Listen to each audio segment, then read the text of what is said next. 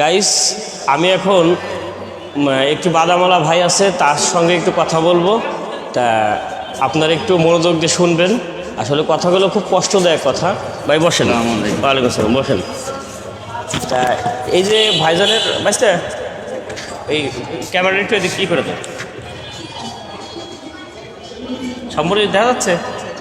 আচ্ছা, এই ভাইজানের হচ্ছে ভাইজান বাদাম বিক্রি করে। এই যে বাদামের প্যাকেট করে রাখছে, খুব সুন্দর করে প্যাকেট করে রাখছে। আসলে প্যাকেটটা করার কারণ হলো মানে ম্যাক্সিমাম মানুষজন যখন বাদাম বিক্রি করে, প্রত্যেকটা মানুষই কিন্তু পেটের দায়ে বাদাম বিক্রি করে। কারণ একটা মানুষ পাত্র চুরি করতে, একটা মানুষ পাত্র ডাকাতি করতে, কিন্তু সেটা না করে সে ব্যবসা হালাল ব্যবসা করতেছে। দেখেন বেশিরভাগ লোক ফাউ খায়। দেখছি কি যে 10 টাকার বাদাম কিনবে, ওই এখানে ডালা ভরা যখন বাদাম থাকে, এই ডালা দেখা যাচ্ছে, তা এই ডালা ভরা যখন বাদাম থাকে তখন কি করে একটা একটা করে খাইতে খাইতে দেখা গেলো কি 10 টাকার বাদাম কিনতে যায় 50 টাকার বাদাম মানে 4-5 জন মিলে খায় ফেলায়। তা এই ভাইজান প্যাকেট করে রাখছে যাতে কেউ বাদামটাকে একটা একটা করে খাইতে না পারে, কিন্তু সেইটাও তার কাছ থেকে সেই রক্ষাটাও হয় নাই। এবং ভাইজানের সবচেয়ে দুঃখজনক হলো এই যে ভাইজানের একটা হাত নাই। ভাইজানের রাজমিস্ত্রি কাজ করতো, তা করার পরে ওই যে যেই মশলা যেই করে ওইটা কী বলে, মিক্সার মেশিন ঢালাই, তা ওই মেশিনে তার হাত চলে যায়, এক হাত চলে যায়। যাওয়ার পরে তিনি আর এক হাত দিয়ে বাদাম বিক্রি করে। বাদাম বিক্রি করা অবস্থায় তিনি পারতো যে ভিক্ষে করে খাইতে, কিন্তু তিনি ভিক্ষে করতেছে না। কেন করতেছে না?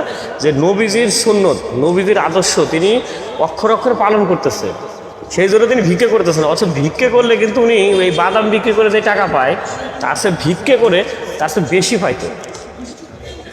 তা তিনি চিন্তা করছে আমি ভিক্ষে করব না, সেই জন্য বাদাম বিক্রি করে খাবো।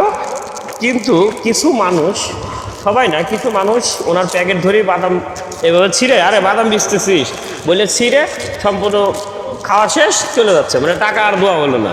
তাহলে তিনি এক হাত নিয়ে ব্যবসা করতেছে, এইটাও যদি মানুষ না ছাড় দেয় তাহলে উনি কি করে খাবে?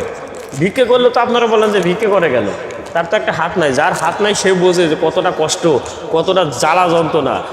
তার গোসল করতে গেলে কষ্ট, তার বাথরুম করতে গেলে কষ্ট, প্রত্যেকটা জায়গায় জায়গায় তার কষ্ট। ভাইজানের কাছ থেকে আমি একটু নিজে শুনবো যে আসলে সে কী পরিমাণ কষ্টে আছে।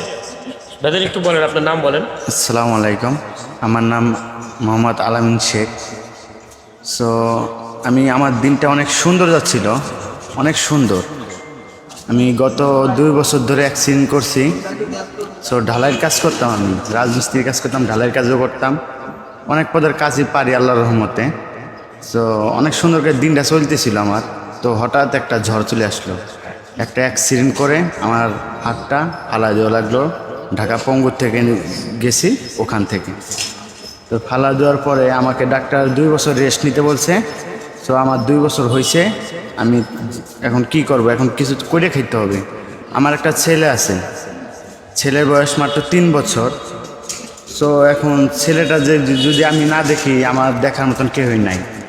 আমার বাপ আছে, ভাই আছে, মা আছে, ভাই বোন সবাই আছে, থাকতেও তারা নাই আমার কাছে। সো আমার কাজ করে খাইতে হবে। আমার বাপে আমাকে কিছুই দিবে না, আমার মা আমাকে দিবে, কিন্তু 19,000 টাকায় আমি চলতে চাই না। আমি চলতে চাই আমি হালাল পথে আমার ছেলেকে মানুষের মতন মানুষ করতে চাই। তো যার জন্য আমি এই বাদামটা বিক্রি করি। আজ বেশি না, আজ 4 দিন ধরে বিক্রি করি এই বাদামটা। কিন্তু অনেক মানুষ আছে একটা বাদাম খায়, তো ওটা আমি কষ্ট মনে করি না, আবার মাঝে মধ্যে মনেও করি যে মানুষ আমার থেকে বাদামগুলো কিনে বেশি বেশি করে খাবে, আমাকে বেশি বেশি করে টাকা দিবে। তা না করে মানুষ আমার থেকে ফ্রি বাদাম খায়। মানে কিছু মানুষ, হ্যাঁ, কিছু মানুষ, নাম বলার দরকার নেই, না নাম বলার দরকার নেই, কিছু মানুষ বাদাম খায়। তো এটা আমি কিছু মনে করি না। তো আমি মনে করি সবাই আমার থেকে বাদাম 1 টাকা হোক 2 টাকা হোক আমার থেকে কিনে খাক। আচ্ছা, যাই হোক, আমি একটা কথা বলি, সেটা হলো এই যে বাদামের যে ব্যাপারটা, আমি মূলত তার এই বাদামের যাতে কেউ ফাও না খায় সেই জন্য আমি ব্যাপারটাকে তুলে ধরতেছি। তা আপনার একটু প্লিজ ওনার কাছ থেকে কিনে খাওয়ার চেষ্টা করবেন। যদি চিন্তা করেন যে আমি আজকে বাদাম খাবো না, তাও একটু ভাইয়ের কাছ থেকে কিনে খান। কয় টাকা ভাই প্যাকেট? 30 টাকা এটা। 30 টাকা, 100 গ্রাম 30 টাকা, আর 34 গ্রাম 10 টাকা। তাহলে 34 গ্রাম 10 টাকাটা ভাইজানের কাছ থেকে আপনার একটু প্লিজ কিনে খাওয়ার চেষ্টা করুন। বা কিনে খেলে কী হবে, আপনিও টাকা দিয়ে খাইলেন এবং হালাল খাবার খাইলেন। যে আর আপনি যেটা ফাও খাবেন যে সিরে আরে কি রে তুই বাদাম সিরে সেরে ফাও খাওয়া শুরু করলেন, ওইটা হলো হারাম খাইলেন। এই জন্য হারাম খাওয়ার দরকার নেই, আপনারা প্লিজ একটু ওনার কাছে কিনে খান, ওনারও একটু হেল্প হোক, আপনার টাকা দিয়ে উনি সংসারটাকে চলাক, একটা পণ্য বিক্রি করে সে একটু চাচ্ছে সংসার চলাইতে। সে কিন্তু ভিক্ষা করলে সে বেশি পাইতো, কিন্তু সে ভিক্ষা করতেছে না। কেন করতেছে না? যে আমি নবীজির আদর্শ মানে চলবো। তাহলে আপনারা যদি এতগুলো মুসলমান বাংলাদেশে কি একটা লোকে কি নাই যে তার একটু ব্যবস্থা নেওয়ার জন্য, তাকে একটা ভালো একটা গাড়ি কিনে দেওয়ার জন্য, যে সে একটু গাড়ি চালাক বা একটা অটো চালাক।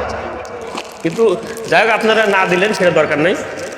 কিন্তু আমি খালি আমার একটা দাবি, সেটা আপনারা একটু চেষ্টা করুন যে তার কাছ থেকে টাকা দিয়ে কিনে খাওয়ার জন্য।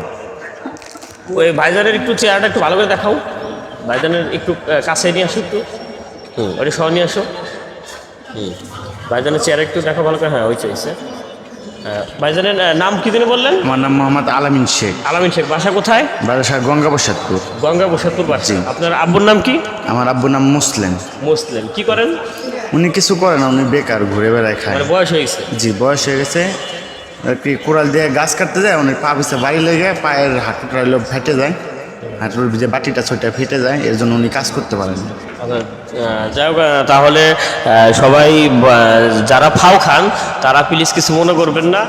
ভাইজানের কাছ থেকে একটু টাকা দিয়ে কিনে খাওয়ার চেষ্টা করুন। ভাইজান কিন্তু চাইলেই নাম বলতে পারতো, কারণ নাম বললে কিন্তু সম্মান থাকবে না।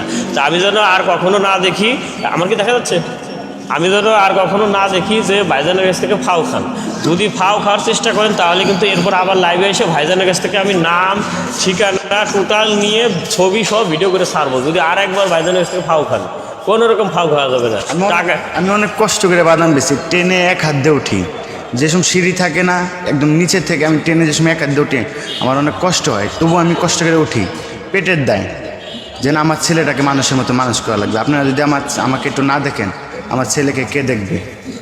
আপনারা দেখলে তো আমি আমার ছেলেকে দেখতে পারবো। কারণ এই বাদাম বিক্রি করে বাইরের সংসার চলে, এই বাদাম বিক্রি করে বাইরের বাচ্চা কাচ্চা পড়াশোনার খরচ হয়। তাহলে আপনারা যদি 20 টাকা লাভ করতে যায়, যদি ভাইজান 40 টাকার বাদাম খায় ফেলেন আপনারা, তাহলে ভাইজানের কত পরিমাণ লস হবে। সুতরাং আপনারা একটু মাথায় রাখেন, কোনো রকম ফাও খাওয়ার চেষ্টা করবেন না। যদি ফাও খান তাহলে কিন্তু বয়েস অন রাজবাড়ি লাগিয়ে পড়বে আপনাদের পিছনে, তাহলে কিন্তু মান সম্মান থাকবে না। ভালো থাকবেন সবাই, আল্লাহ হাফেজ।